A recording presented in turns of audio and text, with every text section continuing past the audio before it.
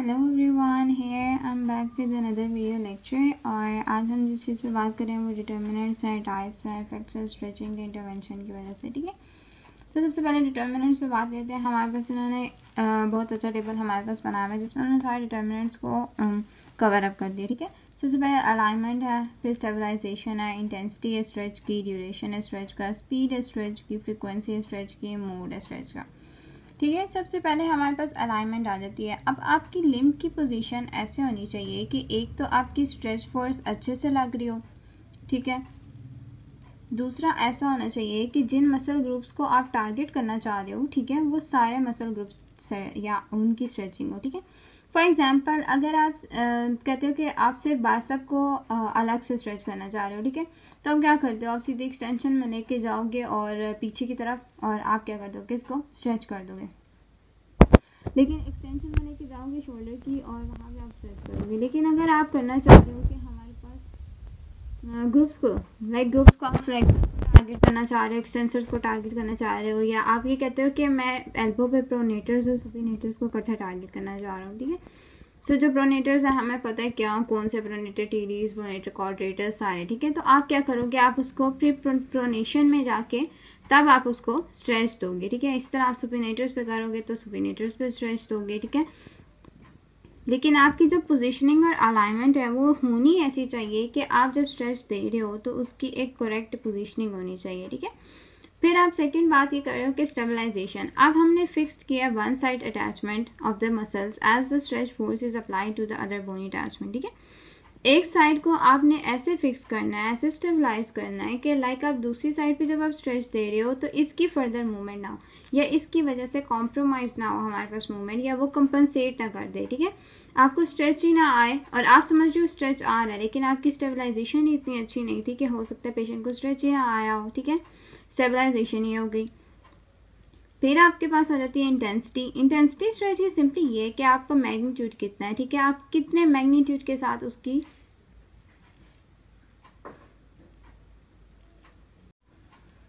ठीक है आपकी स्ट्रेच की इंटेंसिटी कितनी है। फिर आपके पास ड्यूरेशन आ जाता है। ड्यूरेशन में सिंपली ये है कि आपका ड्यूरेशन जो आप कितने टाइम के लिए आप स्ट्रेच दे रहे हो और उसको होल्ड करके रख रहे हो, ये आपके पास होता है ड्यूरेशन। ठीक है, मतलब हम कितना टाइम उसको, मतलब आपने स्ट्रेच दिया, फिर आपने उसको 10 सेकेंड होल्ड किया, 5 सेकेंड होल्ड किया, 15 सेकेंड होल्ड किया। ठीक है, फिर आपने उसको रिलीज किया, फिर आपने दोबारा से साइकिल स्टार्ट किया और स्ट्रेच दिया, और फिर आपने उसको रिलीज किया।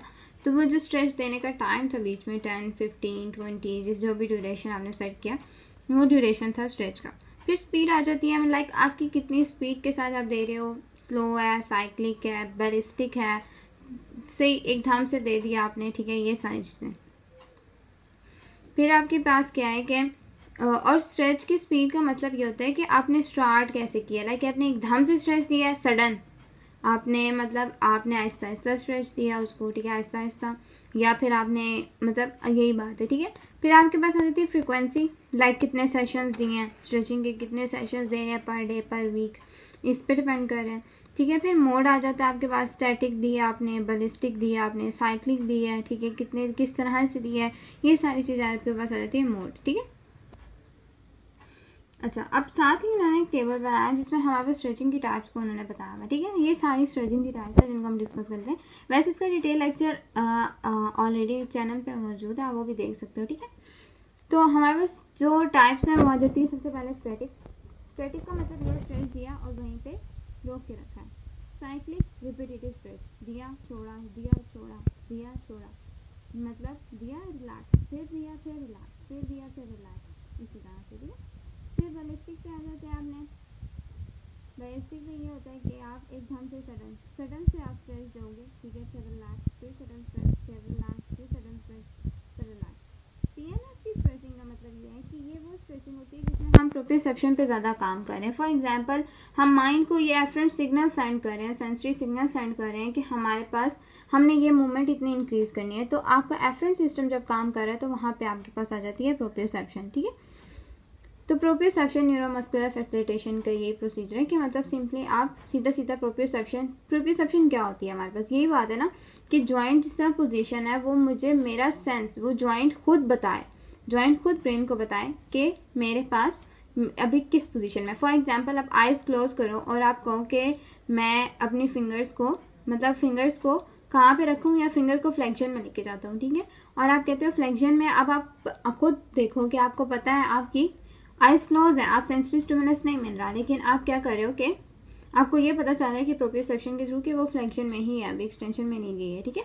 दिस इज कॉल्ड एज आप प्रोप्रियोसेप्शन, ठीक है।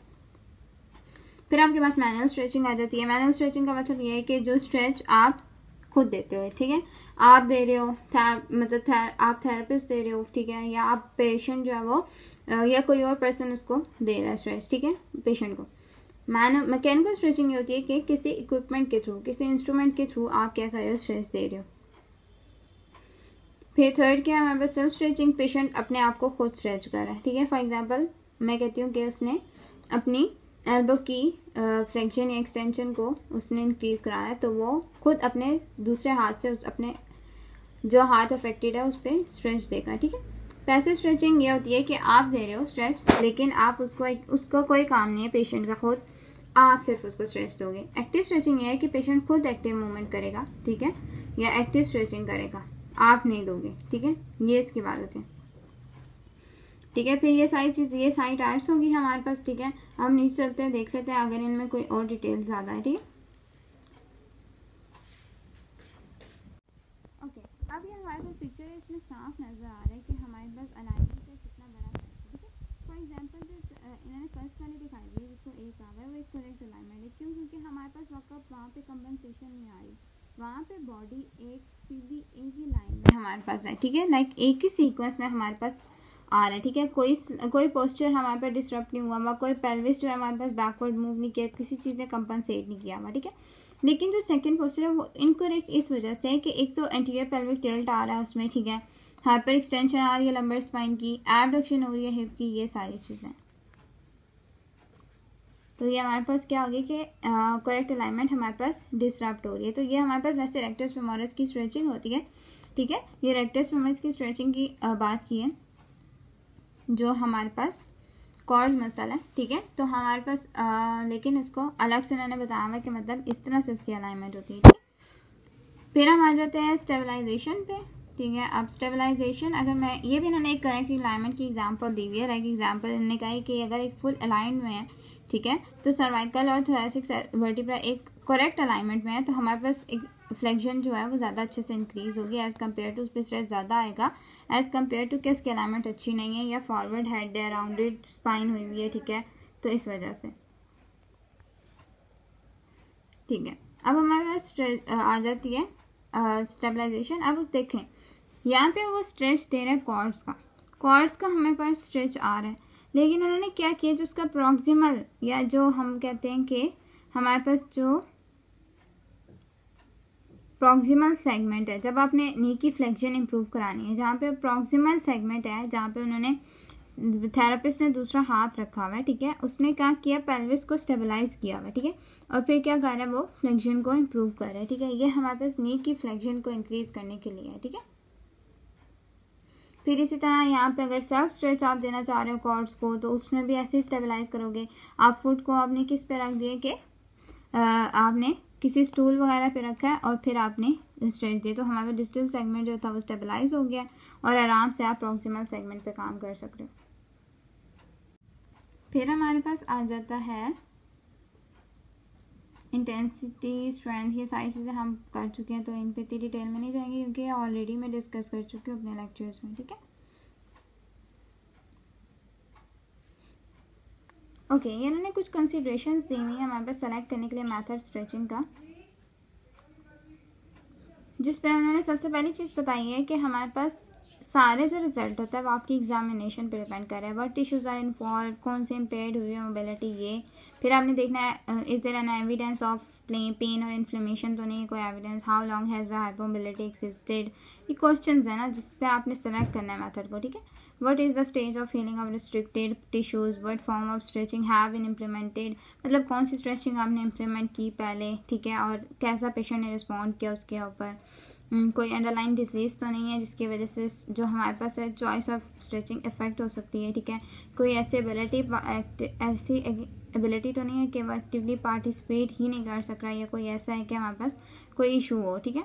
या कंसीडर कर सकते हैं पेशेंट की एज के अकॉर्डिंगली, ठीक है। ये हम सारी चीज़ें देखते हैं, ठीक है। कोई असिस्टेंस है जो थेरेपिस्ट या केयर गिवर को एग्जीक्यूट करने में हमें पास स्ट्रेचिंग प्रोसीजर या स्टेबलाइजेशन देने में कोई ज़रूरत है, या कोई ऐसा है कि कोई इशू वगैरह ना हो, आप इसको यूज़ कर रहे हो स्ट्रेचिंग मेथड्स को, तो ठीक है। ये कुछ कंसिडरेशंस के मेथड होते हैं। फिर हमारे पास सारा कुछ हो गया, वही इन्होंने यहाँ पे बताया हुआ आपको, ये इस तरह से इक्विपमेंट्स के थ्रू हम स्ट्रेच दे सकते हैं, ठीक है। इस तरह से आप इक्विपमेंट्स के थ्रू स्ट्रेच दे सकते हो, ठीक है।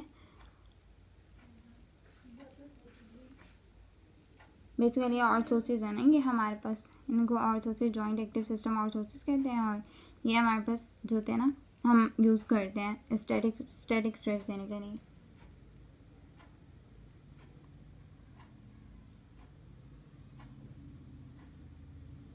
यहाँ पे देखें, यहाँ पे पेशेंट को कफ्स डाले हुए हैं हर हैंड में, और यहाँ पे फिर हम उसको स्ट्रेच दे रहे हैं, ठीक है। और इसने सेल्फ स्टेबलाइज किया हुआ अपने प्रॉक्सिमल ह्यूमरस को, और ये एल्बो के फ्लेक्सर्स के लिए स्ट्रेच, ठीक है। फिर पीएनएफ की टेक्निक्स है हमारे पास, ठीक है। पीएनएफ की टेक्निक्स में हमारे पास आ जाती हैं 3 मेन टाइप्स हैं, ठीक है। Hold relax, contract relax, agonist contraction, hold relax and agonist contraction, ठीक है।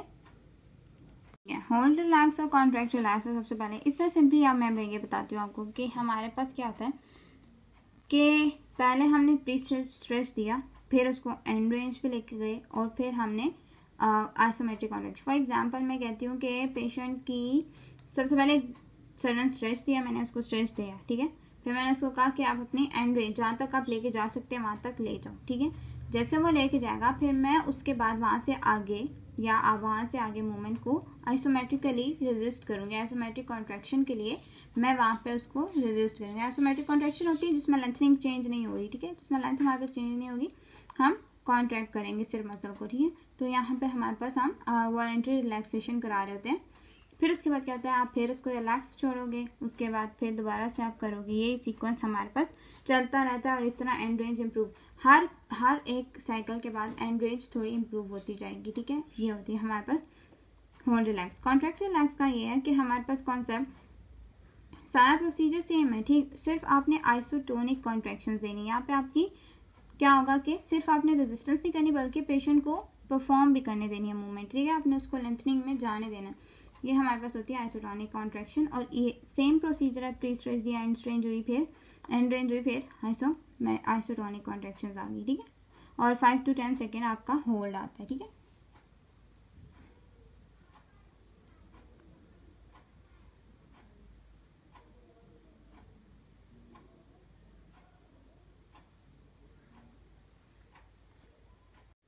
ओके, एगोनिस्ट कॉन्ट्रैक्शन उन्होंने बात किया हमारे पास। एगोनिस्ट कॉन्ट्रैक्शन बेसिकली हमारे पास जब हम काम कर रहे होते हैं एंटागोनिस्ट के ऊपर, ठीक है।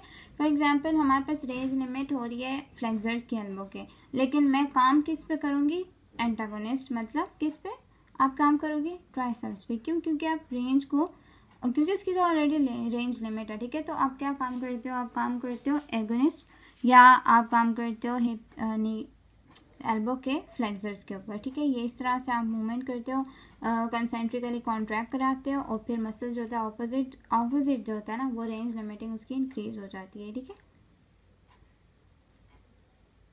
ओके, होल्ड रिलैक्स और एगोनिस्ट कॉन्ट्रैक्शन यही है कि हमारे पास अब हम इसमें दोनों कंबाइन कर देंगे। फॉर एग्जांपल मैं आइसोमेट्रिकली पहले होल्ड किया, ठीक है, वही सारा प्रोसीजर किया, फिर पेशेंट को कहा कि आप अपने मसल्स को रिलैक्स कर दें आराम से, फिर एक्टिवली एक्सटेंड किया नी को, और फिर आपने दोबारा से उसकी एक नई रेंज या न्यूली गेन रेंज पे हम लेके जाते हैं फॉर सेवरल सेकेंड्स, ठीक है। ये हमारे पास हो जाती है hold relax and agonist contraction. फिर हम आ जाते हैं आगे हमारे पास आ जाती है इंटीग्रेशंस क्या है फंक्शन करने के लिए हमारे पास स्ट्रेचिंग में। लाइक इंपॉर्टेंस हमारे पास स्ट्रेंथ और एंड्योरेंस की यही है कि हमारे पास बेसिकली हम सॉफ्ट टिश्यूज़ की स्ट्रेंथ को इंक्रीज करा रहे ताकि हमारे पास मोबिलिटी ज़्यादा हो जाए, और फ्लेक्सिबिलिटी भी अच्छी होती है। लेकिन आप स्ट्रेंथनिंग पे जब काम करते हो या स्ट्रेचिंग जब करते हो ना, आपका काम इसलिए भी स्ट्रेंथ और इंड्योरेंस पे होना चाहिए, क्योंकि आप स्ट्रेच कर रहे हो ना, तो हमारे पास ऑलरेडी अगर हमारे पास मसल में वीकनेस है, ठीक है, तो आपका मसल डिसरप्ट या आप कह सकते हो टेयर होने के चांसेस हो सकते हैं ना, ठीक है। तो अगर आपके पास स्ट्रेंथ आप ज़्यादा लगा जाओगे या आपका फोर्स ज़्यादा होगी तो मसल की टेयर के चांसेस ज़्यादा हैं। तो आपको पता होना चाहिए कि आप जिस मसल पे स्ट्रेच दे रहे हो क्या उसकी स्ट्रेंथ और ये मसल की इंड्योरेंस इतनी अच्छी है कि वो जो स्ट्रेच हम उस पर अप्लाई कर रहे हैं वो ठीक है कि नहीं, ठीक है। ये सारी चीज़ आती है। इंक्रीज मोबिलिटी और फॉर फंक्शनल एक्टिविटीज़, ठीक है, वही हमारे पास बात करते हैं, हम इसको यूज़ कर रहे हैं स्ट्रेचिंग को कि हम मोबिलिटी पे काम कर रहे हैं, मोबिलिटी को इंक्रीज़ कर रहे हैं। क्यों? क्योंकि हमें डेली फंक्शन ईडीएल्स को इम्प्रूव करना है, डेली एक्टिविटीज़ के पेशेंट के इम्प्रूव करना है, ठीक है। फिर नेक्स्ट हमारे पास वही आ जाती है कि हमारे पास स्पेशल कंसिडरेशन हमने क्या रखनी है या हमारे पास प्रोसीजर क्या बेसिकली, ठीक है। गाइडलाइंस हमें क्या मिली है, सबसे पहले एग्जामिनेशन और एवेलुएशन करते हैं पेशेंट की। एग्जामिनेशन में बेसिकली वही बात है आपकी सारी आ गई, हिस्ट्री आपकी प्रॉपर होनी चाहिए, ठीक है, आपने प्रॉपर सिस्टम का रिव्यू किया हुआ हो, कोई ऐसा कोई स्पेशल टेस्ट या आपने मेजरमेंट्स उसकी पहले से ली हुई हो, ठीक है। फिर आप देख लो कि हाइपरमोबिलिटी किसी और डिजीज़ की वजह से या कोई ऐसी डिजीज़ तो नहीं है जो ठीक नहीं हो सकती, वो सारी चीज़ें आप देख लो। सॉफ्ट टिश्यूज़ की आप सोर्स देख लो कि वह कैसे इम्पेयर्ड हुए हैं, क्या क्या मसला है जॉइंट के कैप्सूल के साथ, नॉन आर्टिकुलर टिश्यूज़ के साथ, इनकी रिस्ट्रिक्शंस आ क्यों रही हैं, कितनी लिमिट है हमारे पास ROM, उसकी नॉर्मल ROM कितनी है, ये सारी चीज़ें। फिर आप उसकी इरिटेबिलिटी चेक करते हो कि कहीं वो स्टेज हीलिंग की स्टेज पे तो नहीं है ज़्यादा अभी क्या आ गया, फिर सॉफ्ट टिश्यू इंजरी के चांसेस या हमारे पास हीलिंग डिसरप्ट होने के चांसेस तो नहीं है, फिर हम स्ट्रेच नहीं देंगे, ठीक है। अंडरलाइन मसल्स की स्ट्रेंथ असेस करते हो आप, ठीक है। आप आउटकम गोल्स जो पेशेंट अचीव करना चाहता है आप उनके ऊपर काम करते हो, ठीक है, मतलब जो अपनी वो एरियाज को इम्प्रूव करना चाहते हैं आप उनके ऊपर काम करोगे, एनालाइज करोगे कोई फैक्टर्स या एडवर्सली इफेक्ट तो नहीं कर रहे हमारे पास आउटकम्स को, ये सारी चीज़ें, ठीक है।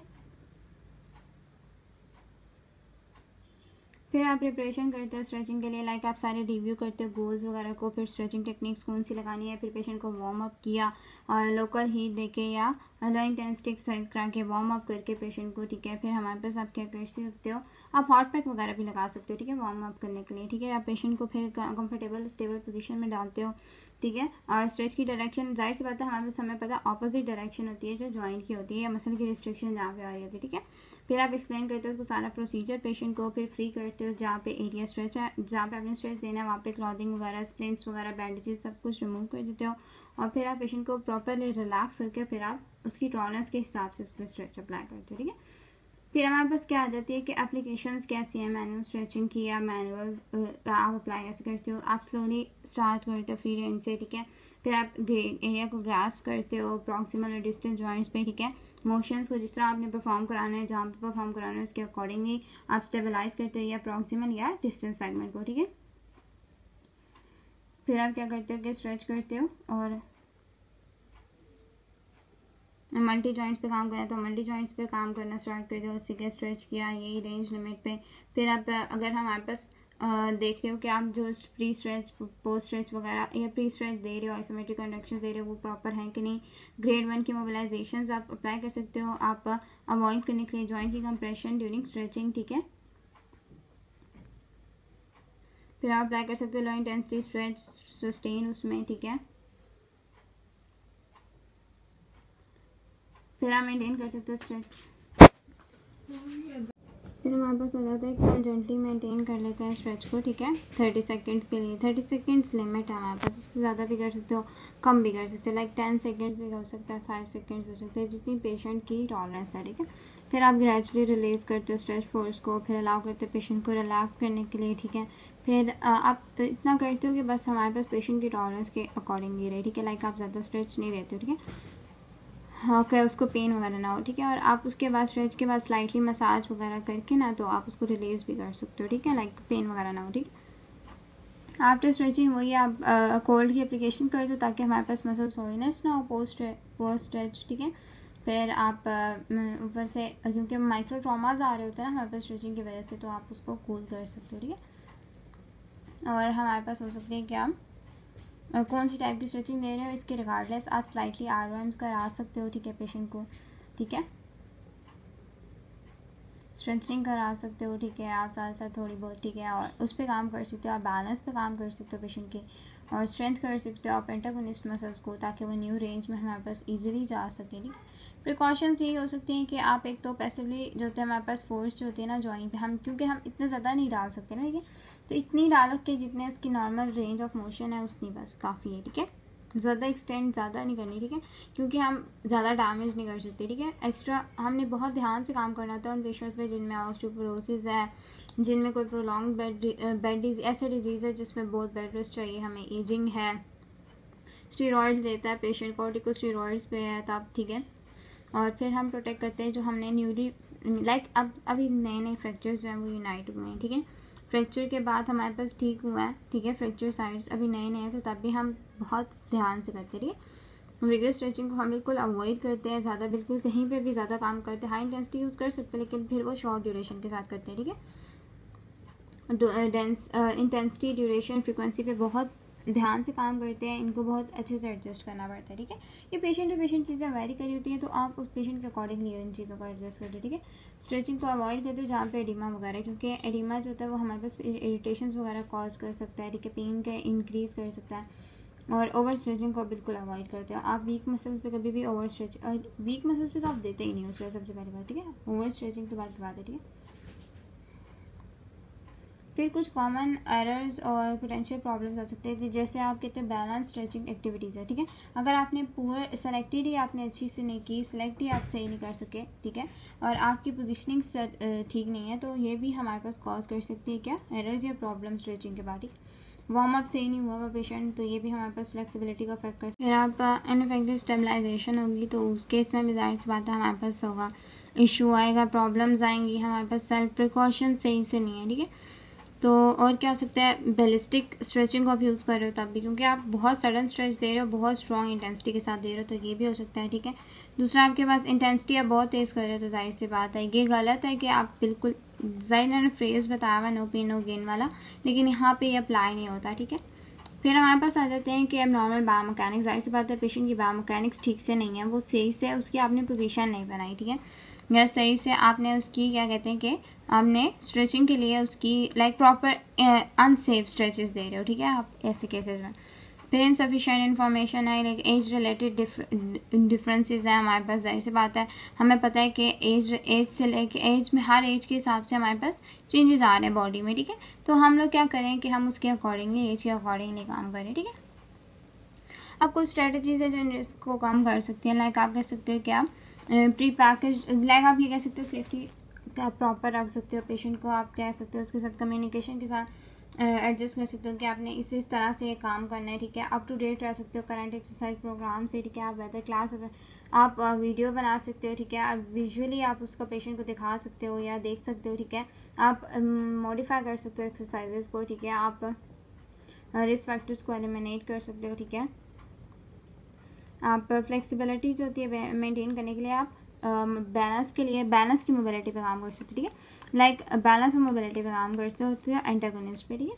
पेशेंट को आप सिखा सकते हो कि सेल्फ स्ट्रेचिंग के बेसिक प्रिंसिपल्स क्या हैं। ठीक है, आप बेसिक प्रिंसिपल्स बता सकते हो, सोगे स्ट्रेच कैसे देना है, क्या करना है, वार्म अप करना है स्टार्ट में, फिर आपने काम करना है, फिर आपने आफ्टर स्ट्रेचिंग में उसको कोल्ड हॉट या कोल्ड पैक लगाना है। ठीक है, आइस पैक। फिर आपने ये बताना है कि आप जो उसको बात बता रहे हो स्ट्रेचिंग से पहले, लाइक वार्मिंग अप क्यों कर रहे हैं हम, ये सारी चीज़ें, तो उसका आपने मेक श्योर रखना है कि पेशेंट को वो चीज़ सही से समझ आ रही है। ठीक है, आपने फिर उसको बताना है कि इफेक्टिव सेल्फ स्टेबलाइजेशन कैसे करनी है आपने। ठीक है, उसको आपने बताना है कि आपने इंटेंसिटी बतानी है, हमें साथ साथ हमें बताते जाने हैं कि आपको कोई इशू तो नहीं हो रहा, कोई पेन का प्रॉब्लम तो नहीं आ रहा है, ये सारी चीज़ें होती हैं कि आप उसको बता सकते हो। ठीक है, बस ठीक है, आज के लिए इतना ही काफ़ी है, बाकी हम नेक्स्ट में डिस्कस करते हैं। Thanks for watching. कोई प्रॉब्लम है तो आप नीचे कमेंट सेक्शन में पूछ सकते हैं।